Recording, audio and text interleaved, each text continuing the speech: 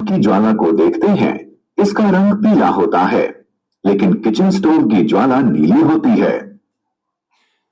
यह जानना रोचक है कि ज्वाला का रंग ऑक्सीजन की आपूर्ति पर निर्भर करता है।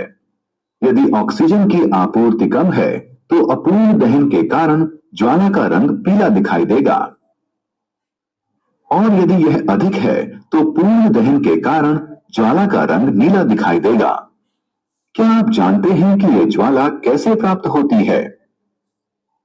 जब हम माचिस की तीली से मोमबत्ती जलाते हैं, तो जलती हुई माचिस की तीली की गर्मी मोम को पिघलाती है और वाष्पीकृत करती है, जो बाती के माध्यम से निकलती हुई ज्वाला का निर्माण करती है। इसी प्रकार जब लैंप जलाया जाता है, तो केरोसिन तेल बाती के माध्यम से निकलता है और ज्वाला का निर्माण करता है।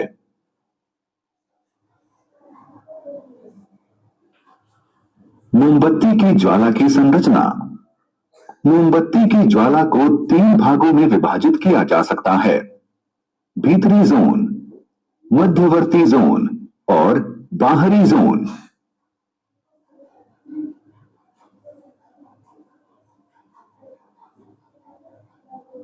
मोमबत्ती का जलना।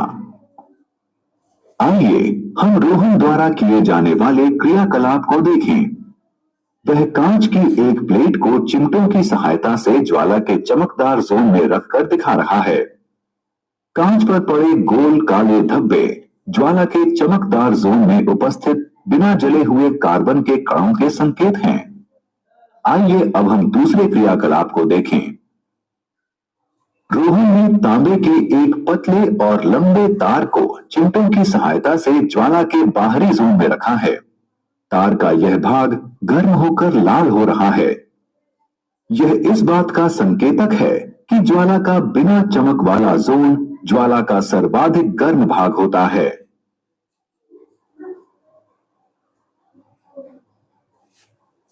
ईंधन और ईंधन क्षमता। ईंधन ऊर्जा का महत्वपूर्ण स्रोत है।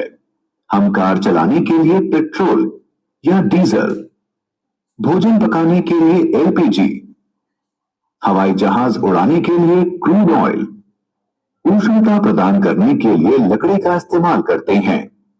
ये सभी ईंधन हैं। सभी ईंधन निर्बाध रूप से नहीं चलते हैं। ईंधन क्षमता इसके ऊष्मीय मान द्वारा निर्धारित होती है।